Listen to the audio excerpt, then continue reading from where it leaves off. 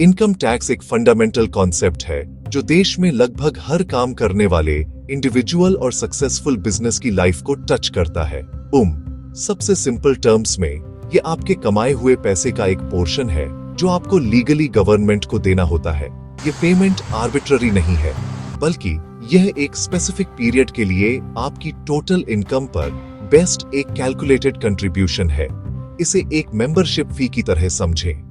यह सर्विसेज और इंफ्रास्ट्रक्चर की एक वाइड रेंज प्रोवाइड करती है। यह पैसा सिर्फ एक वॉल्ट में गायब नहीं हो जाता, बल्कि यह नेशन के इंजन को पावर देने वाला प्राइमरी फ्यूल है जो गवर्नमेंट को इफेक्टिवली और एफिशिएंटली फंक्शन करने और अपने सिटीजन्स की सर्विस करने में एनेबल करता है। रेवेन्यू की इस कंटिन्यूअस स्ट्रीम के बिना कंट्री अपने ऑपरेशंस को मेंटेन करने और पब्लिक गुड के लिए प्रोवाइड करने में स्ट्रगल करेगी। इनकम टैक्स के इंपॉर्टेंस को ओवरस्टेट नहीं किया जा सकता। इसके पहले कि हम समझें कि टैक्स कैसे कैलकुलेट किया जाता है, हमें सबसे पहले यह समझना होगा कि कानून की नजर में इनकम क्या होती है। इनकम, सीधे शब्दों में कहें तो, वह पैसा या मॉनेटरी वैल्यू है जो कोई व्यक्ति या कंपनी एक निश्चित पीरियड में रिसीव करती है। यह अक्सर उनके लेबर सर्विसेज के बदले में और कैपिटल एसेट्स के यूज से होती है। यह फाइनेंशियल गेन है जो किसी की वेल्थ को बढ़ाता है। सरकार ने पैसे कमाने के अलग अलग तरीकों को क्लासिफाई करने के लिए स्पेसिफिक कैटेगरीज बनाई है। विजुअल, 5 प्रमुख हेड्स दिखाने वाला सरल फ्लो चार्ट। यह सिस्टमैटिक क्लासिफिकेशन अलग अलग तरह की अर्निंग्स पर सही रूल्स और टैक्स रेट्स लगाने में हेल्प करता है। इनकम के सोर्सेज अलग अलग होते हैं और एक स्टेबल मंथली पेचेक से लेकर किसी सेल से होने वाले वन टाइम प्रॉफिट तक हो सकते हैं। सबसे कॉमन सोर्सेज में से एक वह सैलरी है जो कोई व्यक्ति अपने एम्प्लॉयर से रिसीव करता है। एक और इम्पोर्टेंट सोर्स बिजनेस चलाकर या प्रोफेशनल प्रैक्टिस से होने वाला प्रॉफिट है। अगर आपके पास प्रॉपर्टी है और आप उसे किराएदारों को देते हैं तो आपको रेंटल पेमेंट्स मिलते हैं। आपके बैंक अकाउंट में पड़ा पैसा भी इंटरेस्ट के रूप में इनकम जनरेट कर सकता है। ये केवल कुछ ही तरीके हैं जिनसे कोई व्यक्ति या एंटिटी इनकम स्ट्रीम जनरेट कर सकती है। अब जब हमें इनकम का एक क्लियर आइडिया है, तो अगला लॉजिकल क्वेश्चन ये है, इनकम टैक्स आखिर क्या है? अपने सबसे बेसिक फॉर्म में इनकम टैक्स आपकी इनकम का एक पहले से तय परसेंटेज है जिसे आपको गवर्नमेंट को पे करना होता है।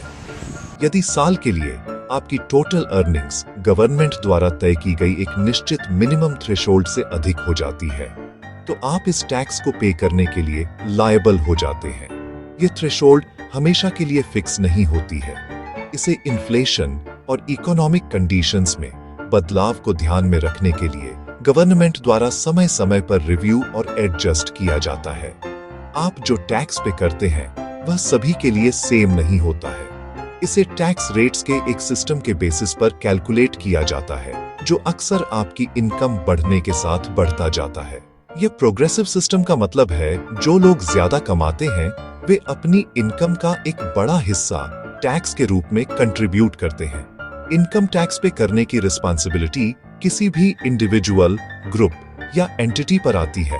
Salaried individuals, freelance professionals, business honours companies और फर्म्स जैसी आर्टिफिशियल एंटिटीज। गवर्नमेंट यह लिमिट यह सुनिश्चित करने के लिए तय करती है कि बहुत कम इनकम वाले इंडिविजुअल्स पर बोझ न पड़े।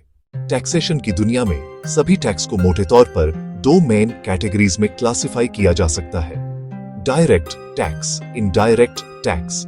इन दोनों के बीच का अंतर समझना यह समझने के लिए फंडामेंटल है कि गवर्नमेंट रेवेन्यू कैसे कलेक्ट करती है।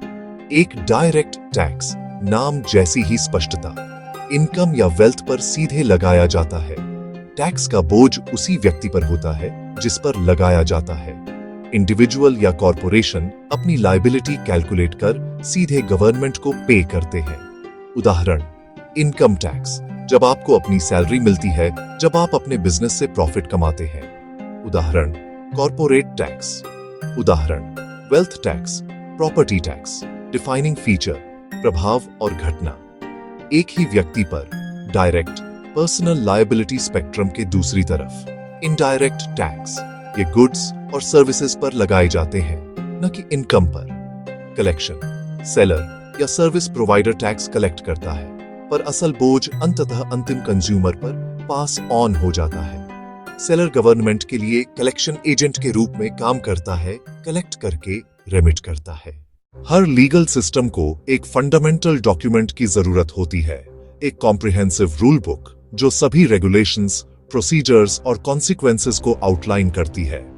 इंडिया में इनकम टैक्स के लिए यह rule book income tax act 1961 है। यह प्राइमरी लेजिस्लेशन है जो कंट्री में इनकम टैक्सेशन के सभी एस्पेक्ट्स को गवर्न करता है। ये स्पेसिफाई करता है कि टैक्स पे करने के लिए कौन रिक्वायर्ड है, टैक्स की अमाउंट को कैसे कैलकुलेट किया जाना है और इसे कब तक पे करना होगा। यह एक्ट टैक्स से रिलेटेड मामलों पर अल्टीमेट अथॉरिटी है और प्रोसेस को यूनिफॉर्म बनाता है। एक्ट इनकम के सोर्सेज को 5 कैटेगरीज में डिवाइड करता है। Heads of income, salaries, employer से मिली सभी remuneration, income from house property, rental income, profits and gains of business या profession, business related earnings, capital gains, assets की सेल से profit, income from other sources, residual category जैसे bank deposit से interest. ये classification computation और deductions के लिए जरूरी है। एक्ट सिर्फ पैसे कलेक्ट करने के बारे में नहीं है, यह टैक्स पेयर्स को लीगल तरीके से लायबिलिटी कम करने के मौके भी देता है। कुछ इनकम पूरी तरह टैक्स एक्सेम्प्ट भी होती है। इनकम टैक्सेशन की प्रोसेस एक स्पेसिफिक और वेल डिफाइंड एनुअल साइकिल पर ऑपरेट करती है। इस साइकिल को समझने के लिए 2 बहुत इंपॉर्टेंट टर्म्स से परिचित होना जरूरी है।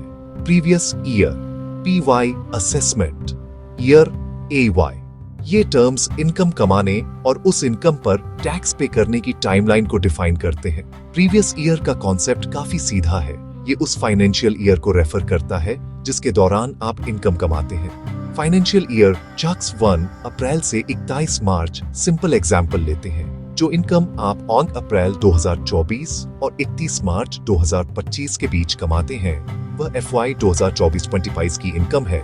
यही आपका प्रीवियस ईयर है। अब असेसमेंट ईयर पर ध्यान दें। असेसमेंट ईयर वह फाइनेंशियल ईयर है जो प्रीवियस ईयर के तुरंत बाद आता है। उसी साल में आपकी पूर्व वर्ष की इनकम का असेसमेंट किया जाता है, तो असेसमेंट ईयर टैक्स प्रोसेसिंग और पेमेंट का ईयर है। इस डिस्कशन में हमने इनकम टैक्स के फंडामेंटल प्रिंसिपल्स को समझा है, एक कॉम्प्लेक्स सब्जेक्ट को सिंपल मैनेजेबल पार्ट्स में तोड़कर। हमने ये एस्टेब्लिश करके शुरू किया कि इनकम टैक्स वह पैसा है जिसे हम अपनी अर्निंग्स से गवर्नमेंट को पे करते हैं। ये पब्लिक सर्विसेज और इंफ्रास्ट्रक्चर फंड करता है, स्कूलों, हॉस्पिटलों, सड़कों, नेशनल डिफेंस। ये नेशन की फाइनेंशियल लाइफ ब्लड है, डेवलपमेंट, वेलफेयर, सिक्योरिटी। फिर हमने इनकम की मीनिंग क्लैरिफाई की। ये दिखता है कि हम अर्निंग्स और एक्सपेंडिचर से कैसे कंट्रीब्यूट करते हैं। बेसिक लीगल और टाइम बेस्ड फ्रेमवर्क। यदि यह मददगार लगा, सब्सक्राइब या फॉलो कीजिए।